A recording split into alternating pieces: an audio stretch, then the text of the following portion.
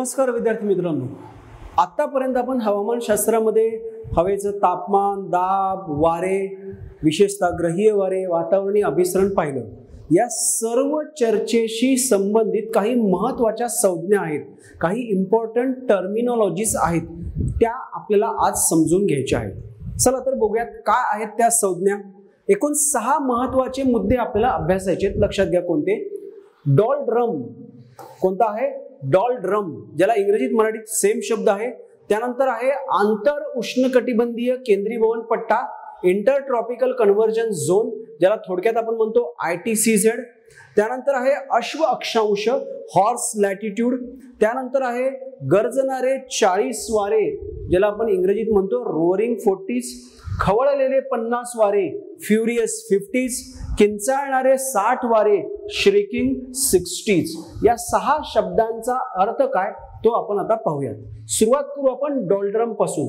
नीट लक्षात घ्या, विषुववृत्तीय प्रदेश कुठून कुठपर्यंत? 5 अंश उत्तर ते 5 अंश दक्षिण।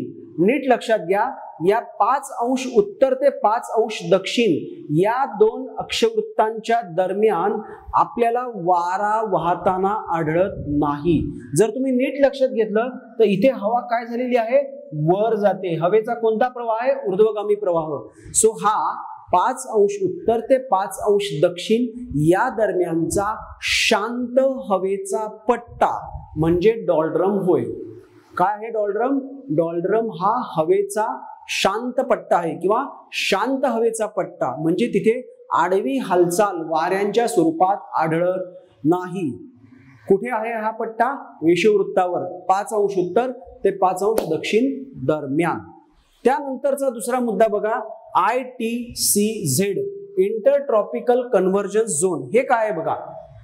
आंतर उष्णकटिबंधीय, म्हणजे 2 उष्णकटिबंधांच्या मध्ये, इंटर ट्रॉपिकल म्हणजे 2 ट्रॉपिकल बेल्टच्या मध्ये कशाचा पट्टा आहे हा?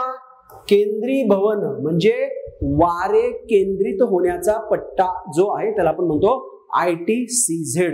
इथे वारे केंद्रित का होणार? कारण हा कमी दाबाचा प्रदेश आहे, त्यामुळे वारे या भागाकडे काय होतात? केंद्रित होतात। कुठे दिसेल तो आपल्याला? बघा, आता आपण जिथे डॉल्ड्रम पाहिला तिथेच तो आपल्याला दिसतोय। कसा दिसतोय नीट लक्षात घ्या। बघा जरा, आता आपण थोडं वेगळ्या रंगामध्ये दाखवण्याचा प्रयत्न करूया। हा आला उत्तर गोलार्धातला ग्रहीय वारा, हा इकडून आला दक्षिण गोलार्धातला ग्रहीय वारा। ह्या उत्तरेकडचा उष्णकटिबंध, इकडे दक्षिणेकडचा उष्णकटिबंध। इथे विषुववृत्त दाखवले आपण, इक्वेटर 0 डिग्री, उत्तरेकडचा उष्णकटिबंध, दक्षिणेकडचा उष्णकटिबंध, दोन्हीकडचे ग्रहीय वारे एकत्र येण्याचा पट्टा म्हणजेच काय? ITCZ। इथे वारे एकत्र का येतात? कारण इथे विषुववृत्तीय कमी दाबाचा प्रदेश असतो म्हणून। ITCZ हा कमी दाबाचा प्रदेश आहे की ज्या ठिकाणी दोन्ही उष्णकटिबंधातील व्यापारी वारे एकत्र येतात। व्यापारी वारे किंवा ग्रहीय वारे एकत्रित येण्याचा पट्टा म्हणजे ITCZ। जेव्हा सूर्य विषुववृत्तावर असेल त्यावेळेस ITCZ विषुववृत्तावर असणार आहे।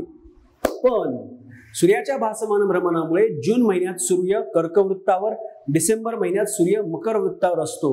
मग ऑटोमॅटिक ITCZ जून महिन्यात कुठे असणार आहे? कर्कवृत्तावर, आणि डिसेंबर महिन्यामध्ये ITCZ असणार आहे मकर वृत्तावर। पुढचा शब्द बघूयात आपण आता, अश्व अक्षांश। अश्व म्हणजे घोडा, हॉर्स लॅटिट्यूड। कोणत्या अक्षवृत्ताला म्हणतो आपण? हे आपण म्हणतोय 25 अंश ते 35 अंश अक्षवृत्तीय प्रदेशाला आपण हॉर्स लॅटिट्यूड म्हणतो। हा एक जास्त दाबाचा प्रदेश आहे की जिथे आपल्याला हवेची आडवी हालचाल दिसत नाही। इथे हवा खाली येते, अधोगामी प्रवाह आहे पण वारा नाहीये। अशा या जास्त दाबाच्या पट्ट्याला सब ट्रॉपिकल हाय प्रेशर बेल्ट, कर्कवृत्तीय आणि मकरवृत्तीय जास्त दाबाच्या प्रदेशाला आपण काय म्हणतो? त्याला आपण म्हणतोय हॉर्स लॅटिट्यूड। क्लिअर? नीट लक्षात ठेवा। त्यानंतर अत्यंत इंटरेस्टिंग आहे पुढचे 3 मुद्दे। गरजणारे, खवळलेले, किंचाळणारे वारे. आणि त्या वाऱ्यांपुढे आपण काय लावलंय? 40, 50, 60. काय आहे हे? 40, 50, 60 हे दुसरं तिसरं काही नसून ती आहेत अक्षवृत्त. सो 40 अंश अक्षवृत्तावरच्या वाऱ्यांना गरजणारे, 50 अंश अक्षवृत्तावरच्या वाऱ्यांना खवळलेले, 60 अंश अक्षवृत्तावरच्या वाऱ्यांना किंचाळणारे असा शब्दप्रयोग आपण करतो. पण हे कोणाला ऍप्लिकेबल आहेत? हे ऍप्लिकेबल आहे दक्षिण गोलार्धातील वायव्य प्रति व्यापारी वाऱ्यांना. दक्षिण गोलार्धामध्ये जे वायव्य प्रति व्यापारी वारे वाहतात त्यांचा प्रवास बहुतांश सागरावरून होतो. वायव्य प्रति व्यापारी वारे कोणत्या भागाकडून वाहत आहेत? तो जो 25-35 चा जास्त दाब प्रदेश आहे त्याच्याकडून ते कुठे वाहत आहेत?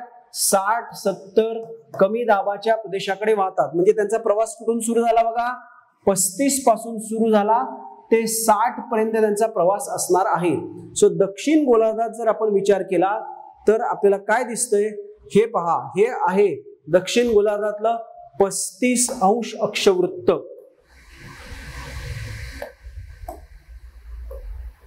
आणि हे आहे 60 अंश अक्षवृत्त. नीट बघा, दक्षिण गोलार्धात या सगळ्या पट्ट्यामध्ये आपल्याला काय दिसतंय?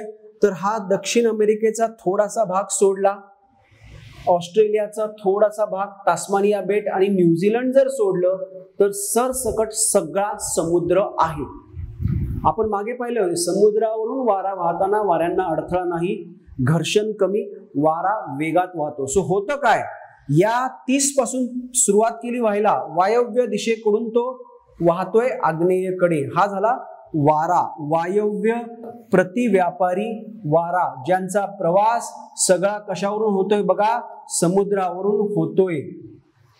सो ज्यावेळेस हे 30 पासून निघाले, 35 अंश अक्षवृत्तापासून निघाले, 40 अंश अक्षवृत्तापर्यंत पोहोचेस्तोवर त्यांचा वेग वाढला. वाऱ्यांचा वेग वाढल्यामुळे विशिष्ट आवाज निर्माण होतो, मग त्यांना आपण म्हणतो गरजणारे, रोअरिंग 40s. 40 पासून 50 पर्यंत गेला, वाऱ्याचा वेग आणखी वाढलेला आहे. त्या प्रचंड वेगात वाहणाऱ्या वाऱ्यामुळे समुद्रामध्ये उंच लाटा उसळतात, वादळी स्थिती निर्माण होते आणि मग त्याला आपण म्हणतोय खवळलेले 50 वारे. तिथून पुढे 60 अंश अक्षवृत्तापर्यंत पोहोचेपर्यंत प्रचंड वेग वाढलेला आहे आणि मग सागरामध्ये अत्यंत भयावह परिस्थिती निर्माण होते. लाटांचा आवाज, वाऱ्याचा आवाज आणि त्या भीतीदायक परिस्थितीमुळे, तिथे निर्माण होणाऱ्या आवाजामुळे आपण त्या वाऱ्यांना काय संबोधतो? किंचाळणारे 60 वारे. क्लिअर? सो गरजणारे 40, खवळलेले 50, किंचाळणारे 60 हे वारे आहेत. 40, 50, 60 हे अक्षवृत्त दर्शवतोय. कुठलं? दक्षिण गोलार्धातलं. हे तीनही शब्द आपण वापरतोय वायव्य प्रतिव्यापारी वाऱ्यांना. उत्तरेकडच्या प्रतिव्यापारी वाऱ्यांना हे शब्द आपण वापरत नाही, कारण उत्तरेचा गोलार्ध काय आहे? जमीन किंवा खंड गोलार्ध, आणि दक्षिणेचा गोलार्ध काय म्हणतो आपण? जल गोलार्ध. दक्षिण गोलार्धात पाण्याचं प्राबल्य असल्यामुळे, सागराचं प्राबल्य असल्यामुळे तिथे ही परिस्थिती उद्भवते.